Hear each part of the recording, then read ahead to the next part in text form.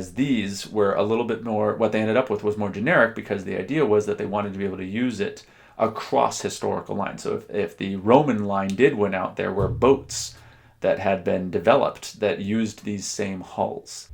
In 1989, the LEGO Group launched the LEGO Pirates line. Its flagship set was this magnificent model sitting next to me here, the Black Seas Barracuda.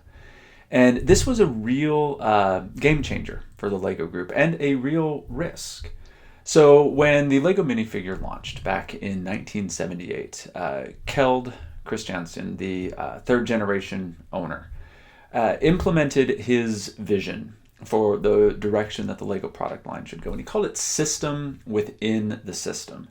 So the LEGO system in play was what revolutionized the company back in the 50s.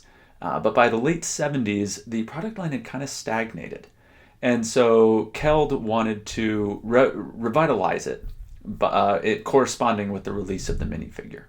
And he declared that there should be 3 categories of product lines. There should be something from the past, there should be something from the present, and there should be something from the future.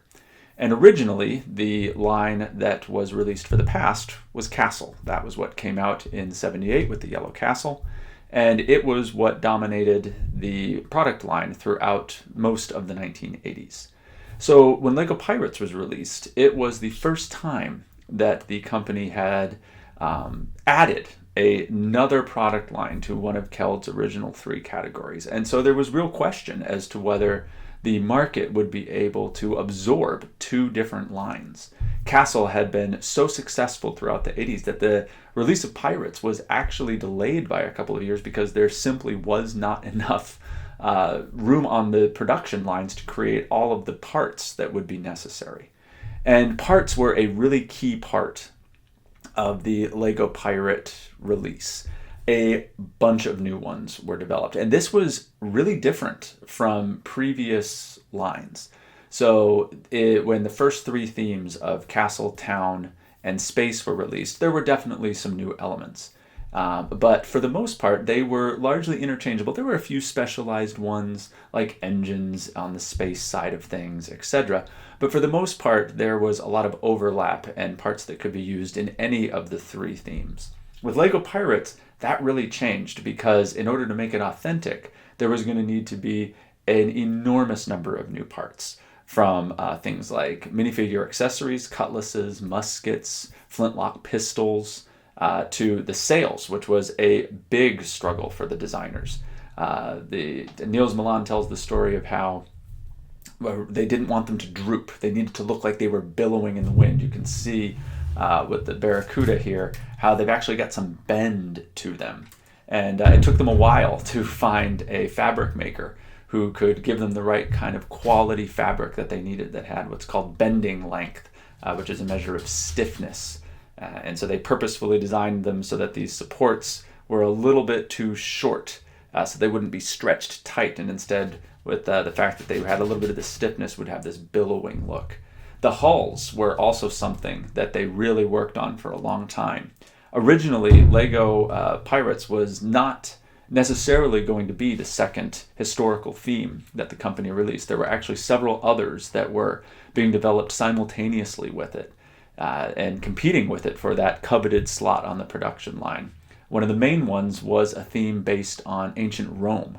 And these hulls, originally the LEGO Pirate hulls, some of the earliest prototypes, they were much more realistic in terms of kind of those classic sailing ships. Whereas these were a little bit more, what they ended up with was more generic because the idea was that they wanted to be able to use it across historical lines. So if the Roman line did win out, there were boats that had been developed that used these same hulls.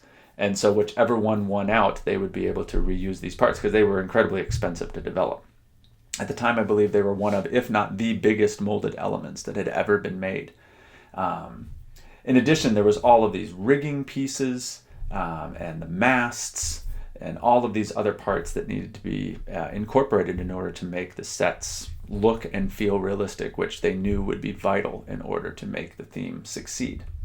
The other huge revolutionary part of LEGO Pirates were the minifigures.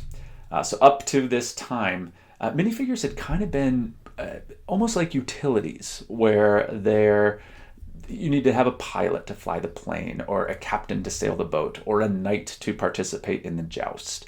But very little story was imbued in the characters. And that was somewhat intentional on the LEGO Group's part, because there was this real fear that they would infringe on a child's imagination, which is something they absolutely did not want to do. Something, however, we would like you to do is to like and subscribe to the channel. So please do hit that subscribe button and leave a comment below telling us what your favorite original LEGO pirate ship or LEGO pirate set was. So the minifigures, though, were a real break. So prior to this, minifigures had also, in addition to just being utilities, and really as a function of that, they had just had the generic smiling face. And Pirates was the first time that they did printing on them. So there was a clear delineation of good guys and bad guys. You know, this fella here, he always looked menacing to me. You can tell that this is a bad guy.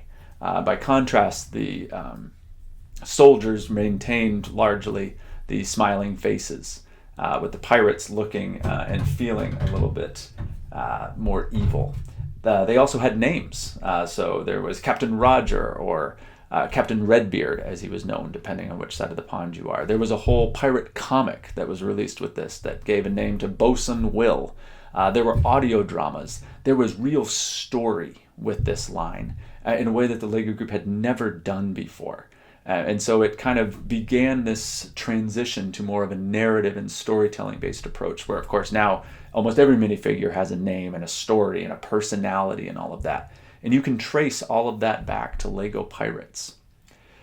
So when it was finally released, again in 1989, it was a bit of a risk, but ended up being one that really paid off, because it was a slam dunk success.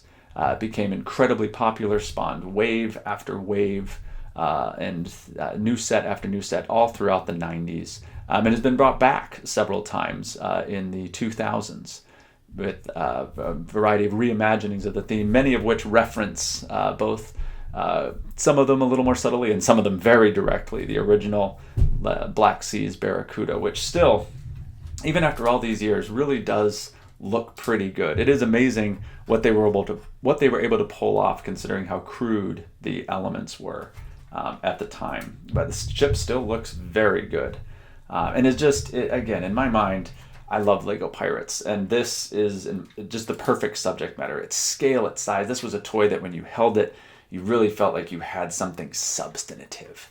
And it was just so fun to play with. So be sure to let us know in the comments what your favorite memory is from playing with or collecting LEGO Pirate sets.